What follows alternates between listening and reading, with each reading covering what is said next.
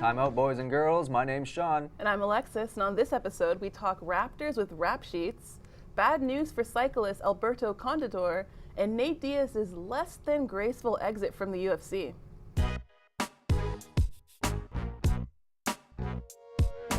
The Giants won Super Bowl 46 this weekend, and despite mistake-free football from Eli Manning, most of the talk after the game centered around Tom Brady and two of his huge mistakes. The first one happened right off the top. First play of the game, he got safetied in his own end zone by trying to throw a pass, I don't know where. To the 12th man that was not on the field. That safety came out of nowhere for me. And again, in the fourth quarter, he seemed to panic a little bit when he threw up that interception ball, trying to hit Gronkowski way downfield. But then to, I guess, his credit, Gronkowski is not 100%.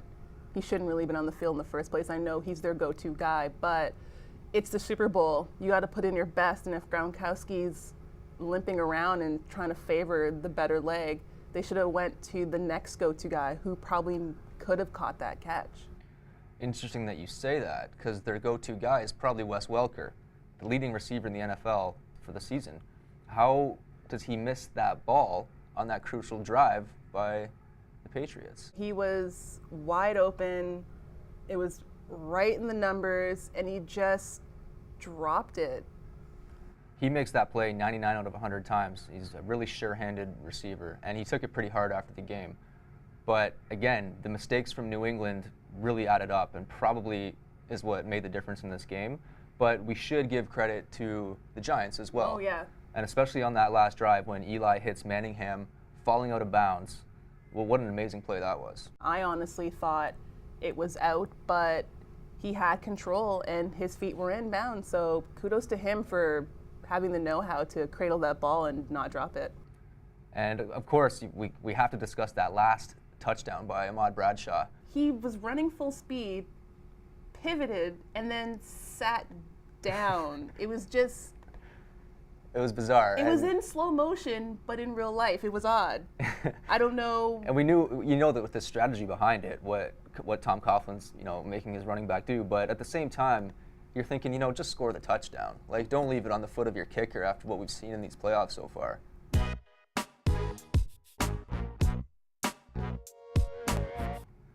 And the international sport of cycling has suffered another black eye. Alberto Contador was caught by the World Anti-Doping Agency for a positive test back in 2010. Contador will lose his 2010 Tour de France title and will not be allowed to participate in the upcoming Olympics or the Tour de France for 2012. In addition, cyclingnews.com is estimating that he might be fined and lose endorsements to the tune of about 5 million euros. The head of the World Anti-Doping Agency actually came out and called Contador a cheat and a liar and a doper. So it makes you think why they're so stringent with their anti-doping rules in Europe, and in North America we seem to be a little more lax. I honestly thought it'd be the other way around, seeing that in North America we hold, I guess, the four major sports in the highest regard. Maybe it's Europe that they care more about sports, but then you have Asia who will let fighters, I know it's not cycling, but they'll let them go there doped up on steroids, they don't really care. While here, Dana White will suspend you. Hardcore. It's an interesting debate, like Ryan Braun, the National League MVP from last year, gets caught for elevated levels of testosterone, probably doing steroids, and what happened to him? Nothing. And Contador is getting fined 5 million euros, 10 million bucks, close to it. Pretty severe penalty, I would say.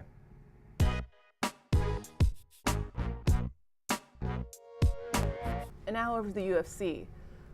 Yes, there was a huge pay-per-view this past weekend, and everyone's talking about Condit's win and how he's the new interim champion and now will face GSP, his old sparring partner.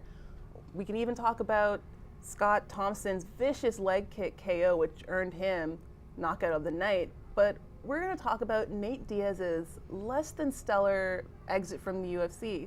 When the fight was over and Joe Rogan was done talking to Condit, he went over to Diaz and asked him his thoughts on the fight, and he said, "That ain't right. I pushed him back the whole time. I think I'm done with this MMA. I don't need this bleep." Now, do you think that is a classy way to exit the company that made you a household name? Obviously, classless would be a way to describe it. He made a really poor decision there, and it might not only affect him, but his little brother who's trying to make his way in the UFC, right? Exactly. I know he has this reputation of being this bad boy, but it's burned him in the past. He was supposed to fight GSP 2 other times but failed to show up to press conferences, so Dana White said, if you're going to do that, I'm taking you off the card. This will probably burn his chance if he ever wants to come back to the UFC, and I think that he should have done the Brock Lesnar approach and leave with class and style.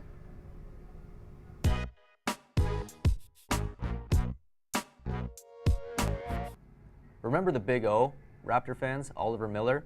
Well, on Monday, he pleaded guilty to assaulting his sister's boyfriend by pistol whipping him in the face. It took 19 staples to close the wound. And we thought to ourselves, why are there so many Raptors in trouble with the law?